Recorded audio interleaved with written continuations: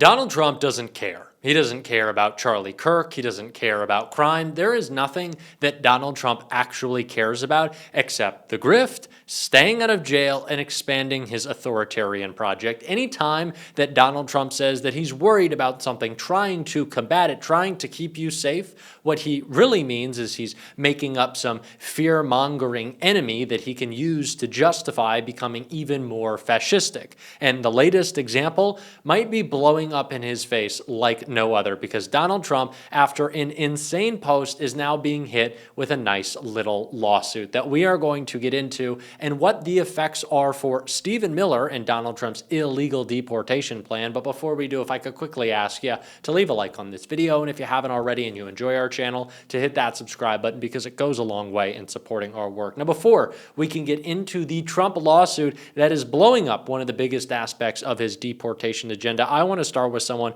who has been calling it out like no other, diagnosing how evil it is, and that's Gavin Newsom right here. Donald Trump sent masked men to the event, ICE and Border Patrol, primarily the Border Patrol, to intimidate folks. Poor guy was selling strawberries, was arrested. I imagine he must have been on the most wanted list. Dangerous felon. Disappeared. That is a preview of things to come.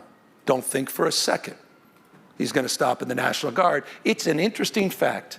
4,000 National Guard were federalized, over 700 members of the United States Marine. 95% of them did nothing. They sat there looking for things to do. Hundreds plus $1 million wasted. Literally looking for an assignment. They were taken off the beat. These are police officers, your National Guard. These are firefighters. These are teachers. These are caregivers. They were taken off the streets doing real work to keep you safe and protected, to keep you healthy. And they sat there in the armory looking for something to do. He will send the National Guard. He will send them all across this country, and he will do so through Election Day. And if you think I'm exaggerating, consider the fact that as he demobilized our National Guard, he kept hundreds of them through Election Day. And he'll do so working in concert, as he has with ICE and Border Patrol, to do the same. You have the largest private police force in the world. When they're done with this, all that funding and that big, beautiful portrayal allows more resources for this private police force that increasingly is showing a tendency not to swear an oath to the Constitution, but to the President of the United States. And he'll be sending them to voting booths and polling places all across this country. This is a real and serious moment in U.S. history. And by the way, I say that as an American, not as a Democrat. Every Republican should be ashamed about this and scared to death about not just these authoritarian tendencies, but these authoritarian actions by the president. He is weak. He's weakness masquerading as strength. And that makes him more dangerous than most people believe. Donald Trump doesn't actually care about these issues, and we shouldn't take him seriously. Donald Trump earlier today said that it was a tragedy what took place, and it was, at the church in Michigan, which was attacked by a gunman today. But Donald Trump doesn't actually care about political violence. Donald Trump doesn't actually care on what he called an attack on Christians today. Donald Trump only wants to use these examples to expand his authoritarian project. Donald Trump is responsible for these shootings. Donald Trump is responsible for political violence. All of these events are his fault. So if he actually cared, he would do something about it that wasn't just trying to stoke the flames even further, which is what he did in this post that led to this lawsuit.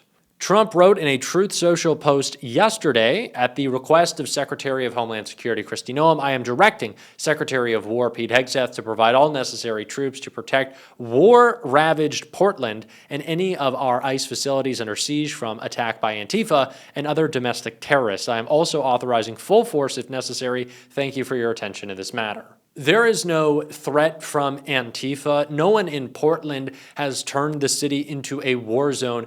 Donald Trump is simply after a spectacle that can justify further action in creating a police state in America. That's what Donald Trump wants. It's what he tested out in D.C. He wants to do it in Baltimore. He's going to do it in Portland. He tried and failed to do it in Chicago, but he wants justification to send his troops in to blue cities around election time. Like, that's what Donald Trump is going to do.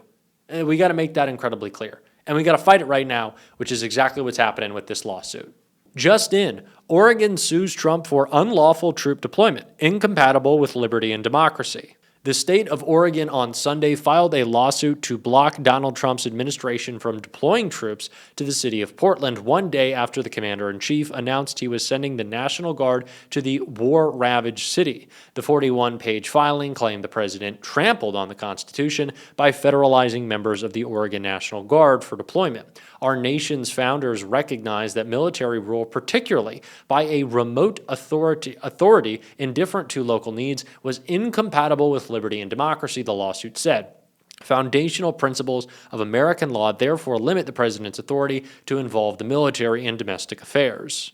Trump's provocative and arbitrary actions threaten to undermine public safety by inciting a public outcry, the lawsuit added. The city of Portland joined the state in the lawsuit, which was filed in federal court in Portland on Sunday. On Saturday, Trump, of course, made that insane post authorizing full force.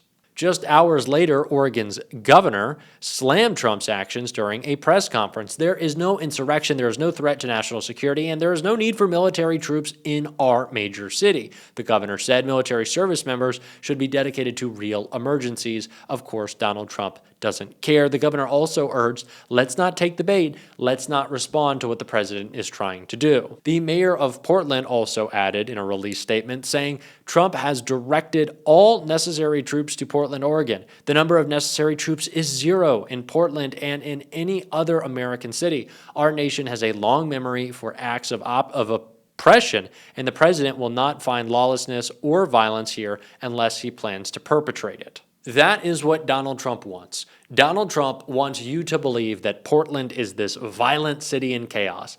But as we can see here, all of the images of Portland are of people living peacefully, hanging out. The only person who is trying to create a stir is Donald Trump, because that is what he is fundamentally focused on. This is all a game to him. It is all a stunt. It is all a bid. And that is especially the case in the wake of the Charlie Kirk shooting. MAGA is not rallying around some figure that they think they need to grieve. They are rallying around a puppet whose body they think they can use to perpetrate their agenda. And no one seems to be casket surfing. Actually, funny enough, and not just more than Donald Trump is not the person winning at that battle. It's not.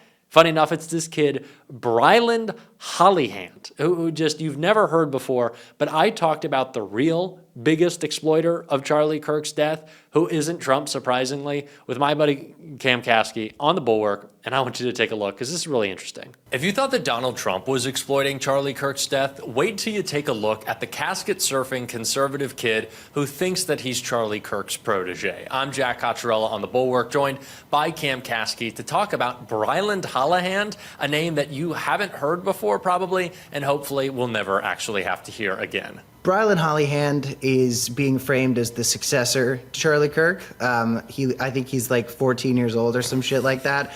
And he's really interesting. I'm so excited to get into this conversation because if you thought Charlie Kirk was bad, we've got a Charlie Kirk here whose delivery is just so much worse. But first, I want to give you a quick look at Bryland Hollyhand's grief in the wake of Charlie Kirk's gruesome killing. Let's take a look. It's also an incredible story that you share with us really quickly, Bryland, about fourth grade, a podcast. That's incredible. And Charlie Kirk appears on your podcast.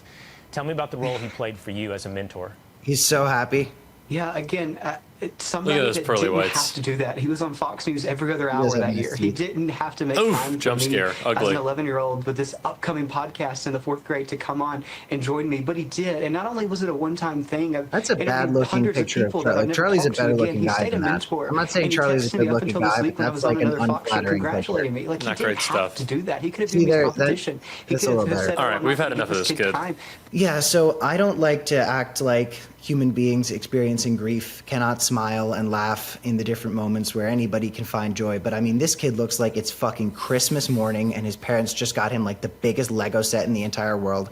And I think that it speaks to how the larger conservative movement has responded to the death of Charlie Kirk. It's been a huge career opportunity for them, and you're seeing it's putting kids like this on the map. Yeah, and I want to play off your point there a little bit that people can, feel grief differently. But like Erica Kirk sending out email blasts and coming out to pyrotechnics isn't exactly like I mourned for my husband. But this kid is especially bad because it's very obvious what he is. And that's just like, as they would say in the movie industry or the music industry, he's an industry plant. His dad is a mega donor. He didn't have an upcoming podcast when he was in the 4th grade that he was getting Charlie Kirk on because let's make sure we get this straight, because you've known who this guy is. Yes. This guy has been on your map.